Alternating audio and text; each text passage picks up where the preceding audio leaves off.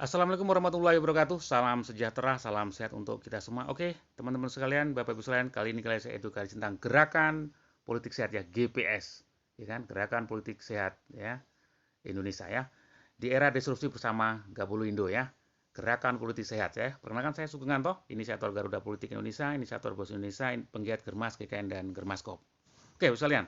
Apa era disrupsi ya? Era disrupsi adalah sekali lagi era sebuah perubahan cepat ya. Kalau menurut Kamus Besar Bahasa Indonesia adalah tercabut dari akarnya. Itu karena perubahan terjadi karena di berbagai sektor akibat digitalisasi ya dan Internet of Things, internet untuk segala ya. Media cetak kalah dengan media online, ya kan, ojek pangkalan kalah dengan ojek online, kemudian mall atau pasar marketplace ya, tentu akan tersaingi dengan karena toko dan online ya. Sekali lagi ini menjadi mereka. Nah, disrupsi ini semua bidang, nah, salah satunya adalah bidang politiknya. Oke, kita bahas tentang pengaruh dengan politik dengan adanya gerakan politik sehat. Nah, apa Gabulu Indo? Ya, Gabulu adalah Garuda Politik Indonesia adalah komunitas penggiat kesadaran politik masyarakat Indonesia ya yang bersifat independen. Jadi komunitas kita bersifat independen. Kita bukan underbow dari organisasi atau partai manapun, tapi kita independen ya. Kita mengacu pada konstitusi kita tentunya ya. Adalah sebuah komunitas ini ada websitenya www.garudapolitik.com. Oke. Apa latar belakangnya? Ini benar. Apa latar belakangnya lah? Satu, banyak masyarakat buta politiknya, ini masalah. Banyak masyarakat yang buta politik atau kalau tahu politiknya sepotong-potong. Nah, ketika pemahamannya sepotong-potong, wah itu yang bahaya. Nanti perlu edukasi yang detail. Pemuda benci politik. Nah, ini bahayanya ketika pemuda benci politik. Kebesaran itu bahaya. Ketika umat muslim sadar ketika di dalam masjid tidak ada suara anak kecil. Anak kecil yang terjadi apa ketika anak kecil tidak mau datang ke masjid? Ya kan gara-gara dimarahin karena ribut. Nah, maka anak kecil malas ke masjid. Kalau sudah tidak ada suara anak kecil di masjid, maka putus generasi masjid itu ya. Sama ketika pemuda itu tidak melek politik, bahkan benci politik, maka generasi penerus akan putus juga. Maka kita nggak boleh. Kita harus sadarkan apa itu politik, apa konstitusi secara benar ya. Makanya ada salah satu kiai tokoh masyarakat, ya kan, Kiai Sukron Makmun bilang, ketika ada ulama, guru ngaji dan sebagainya ya, ketika dia tidak paham ilmu ekonomi, ilmu politik, dipastikan masih sisa-sisa zaman Belanda. Ya memang betul, karena ketika dalam era Belanda, ketika bicara ibadah nggak diganggu, tapi bicara ekonomi itu dan politik adalah dikontrol, bahkan kita dibodohin. Nah, kita jangan bodoh terus-menerus ya. Maka lewat gerakan politik sehat akan kita sadarkan ya. Biaya politik legislatif maupun eksekutif yang mahal ya, ini yang jadi masalah ya, karena pemahaman politiknya rendah, karena karakter kita adalah yang instan-instan. Nah, kita harus edukasi ya. Money politik saat pileg, pilpres, pilkada dan pilkades. Nah, ini harus kasih solusi. Ini kan masalah besar ya kan. Gimana kita padahal tidak seperti itu, tidak semuanya harus menggunakan kekuatan uang dalam tanda kutip ya, politik yang tidak sehat ya. Mindset lama tentang politik oligarki dan sebagainya. Kesadaran dan pemahaman politik masyarakat atau masyarakat masih rendah.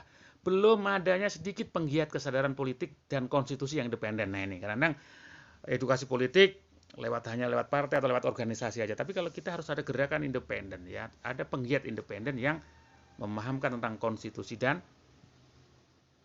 politik tentunya. Oke. Nah, apa buta politik, Bapak sekalian? Buta terburuk adalah buta politik nih, luar biasa ya kan. Ini tokoh dunia Beltopet mengatakan bahwa buta terburuk adalah buta politik. Orang yang buta politik tidak sadar bahwa biaya hidup, harga makanan, harga rumah, harga obat semua tergantung keputusan politik. Dia membanggakan sikap anti politiknya, membusungkan dadanya, aku benci politik. Sungguh bodoh dia yang tidak mengetahui tentang politik, maka akibatnya pelacuran, anak terlantar dan perampokan, dan yang terburuk korupsi dan perusahaan multinasional yang menguras kekayaan negeri. Nah, itulah kalau kita buta politik. Maka kita harus paham politik. Jangan sepotong-potong ya. Politik itu apa? Apa mana politik menurut Kamus Besar Bahasa Indonesia? Atau politik menurut politikus dan sebagainya. Kita harus tahu betul. Nah, nanti kita diedukasinya ya. Oke. Tokoh besar kita, tokoh pahlawan nasional juga adalah Bapak Muhammad Nasir ya, mengatakan bahwa kalau memang saudara-saudara merasa tidak perlu serta politik, biarlah tidak usah berpolitik, tetapi saudara-saudara jangan buta politik. Kalau saudara-saudara buta politik, maka saudara akan dimakan oleh politik. Nah, ini bahayanya kita buta politik ya. Oke. Nah, pengertian GPS adalah sebuah gerakan ya kan, tindakan terencana dan sistematis yang dilakukan oleh seluruh komponen bangsa melalui edukasi politik dan politik sehat sesuai konstitusi menuju masyarakat yang sadar, melek, dan peduli politik untuk kemajuan dan kejayaan bangsa Indonesia. Jadi sadar dulu ya, sadar, melek, peduli. Jadi kita tidak bisa orang suruh peduli, sadar aja belum. Nah, makanya perlu edukasi secara bertahap ya, tidak instan ya. Jadi kita. Nah, maka kita adakan gerakan. Nah, apa dasar hukum kita? Gerakan tentu kita konstitusi kita ya. Pasal 28 kemerdekaan berserikat dan berkumpul ya. Tentu nanti dijelaskan dengan Undang-Undang 17 tahun 2013 tentang organisasi kemasyarakatan. Nah, tujuan GPS adalah edukasi politik dan politik sehat. Masyarakat Indonesia menuju masyarakat yang sadar, melek, dan peduli politik untuk Indonesia Jaya. Nah, Bapak Ibu sekalian, kalau bicara politik kita tidak lepas dari 5 hal ya, 5 M ya, politik Indonesia. M pertama adalah organisasi massa, ormas ya, karena semua bahkan organisasi politik berangkat dari ormas ya, banyakan ya. Kemudian media massa atau pers, karena undang-undang kita ada undang-undang 40 tahun tentang pers. Pers adalah wahana komunikasi massa, penyebar informasi dan pembentuk opini. Ini penting, pilar politik, pilar demokrasi tentu adalah media. Kemudian mahasiswa pemuda ini penting nih.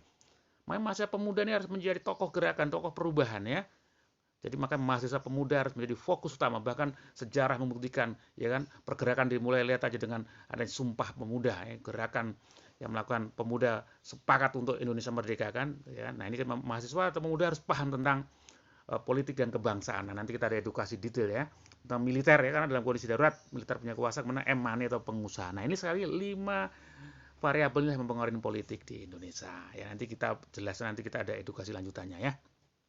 Nah, 3 pilar. Apa 3 pilar? Nah, Bapak sekalian, inilah yang akan nanti kita edukasi secara terus-menerus ya. Tentang pertama adalah EKA. EKA itu ekonomi atau bisnis, kebangsaan atau politik dan agama atau akidah. Nah, selama ini kita ini ikut sekuler, disekulerkan. Kalau bicara ekonomi tidak terlepas dari agama. Bicara politik, nah kalau bicara ekonomi agama nggak dipakai, maka menghalalkan segala cara itu karena agama nggak dipakai. Sama ketika kita bicara kebangsaan politik nggak bawa agama. Karena apa? Sekarang banyak terjadi politisasi agama yang ya kan, jadi agama dijadikan alat politik itu salah. Yang betul adalah politik agama. Artinya apa? Nilai-nilai agama dijadikan dasar berpolitik. Nah, nanti perlu edukasi lanjutannya. Sekali lagi, kita nggak boleh melepaskan adalah 3 komponen ya, antara ekonomi, kebangsaan, dan agama. Bahkan konstitusi kita sangat jelas ya, di Pancasila, sila 1, ketuhanan yang Maha Esa. Jadi jangan kita mau disekulerkan agama dipisah-pisah dengan yang lain ya, nggak boleh. Dengan ini menjadi satu kesatuan ya. Oke. Nilai-nilai positif yang dikembangkan adalah sinergi ya, humanity, egaliter, musyawarah mufakat, dan transparansi. Jadi luar biasa nilai-nilainya. Kemudian, nah, siapa sasaran edukasi GPS kita? 1, tokoh masyarakat, ulama, ustadz, guru. 2, tokoh pemuda atau mahasiswa. Ini generasi penerus ya. Pengusaha, pembisnis, anggota legislatif terpilih dan belum terpilih. Kemudian kades atau lurah, cakades, tokoh desa atau kelurahan ya kan. Kemudian tentu masyarakat umum yang peduli politik. Ini sasarannya. Nah, pengembangan GPS adalah nanti kita per desa, basic per desa ya. Kita nanti per RT kita bikin kader RT, kader politik-politik sehat ya. Nanti per RT tentunya ya. Nah, ini mekanisme sistemnya gimana edukasi kita ya. Nanti tentu kita sinergi dengan gerakan politik sehat ya. Nanti seperti ini sekolah politik atau nanti sekolah GPS. Nah, nanti tentu kita terkoneksi dengan tokoh masyarakat, nanti juga terkoneksi dengan BOS Indonesia. Jadi ada gerakan penopangnya namanya Gemari, nanti ada sinergi ya. Nah, kita akan dari desa atau kelurahan, dari kecamatan tentu, nah nanti masyarakat, nanti kita edukasi biar melek dan peduli. Jadi masyarakat melek dan peduli politik. Nah, masyarakat yang melek dan peduli politik tentu akan mempengaruhi masyarakat lain, lingkungannya, tetangganya, saudara untuk melek juga. Ketika masyarakat sudah melek, maka akan menjadi sebagian dari yang masyarakat sudah melek itu akan dikader menjadi kader-kader politik sehat. Nah, ketika kader-kader politik sehat inilah yang akan mempengaruhi, ya kan, akan ikut di dalam konsentan politik kekuasaan, maka dia akan didorong untuk menjadi cakades, calon kepala desa, dengan calon legislatif dan calon pemerintah ya. Inilah kader-kader politik sehat ya. Nanti di cakades tidak hanya cakades, nanti dari RT, RW, dusun dan sebagainya. Jadi kita akan kader orang-orang yang ngerti tentang konstitusi dan politik, ya kan? Sekali lagi kita harus paham. Nah, inilah nanti mekanismenya ya. Nanti akan kita jelaskan. Nah, apa nanti pelatihan edukasi gerakan? Nah, nanti ada ini. Ya kan, nanti untuk biar tidak buta politik, lagi nanti ada GPS 1, GPS 2, GPS 3, nanti bertahap. Jadi tidak instan ya, pakai tahapan-tahapan ya.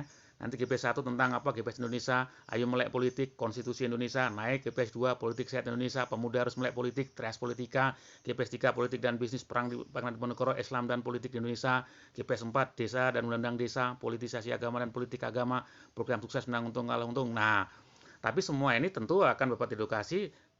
Syarat GPS 1 minimal lulus edukasi Gemari HTL2. Jadi nanti ini berkaitan dengan gerakan yang pondasinya yaitu gerakan ekonominya ya. Sekali lagi, semua gerakan ini tentu akan pertama merubah mindset, karena mindset menentukan tindakan, tindakan menentukan kebiasaan karakter menentukan nasib. Jadi nasib sebuah bangsa negara ya kan adalah tergantung mindsetnya. Ketika kita benci politik, maka nasib negara kita juga akan bahaya. Tapi makanya kita harus rubah mindset kita.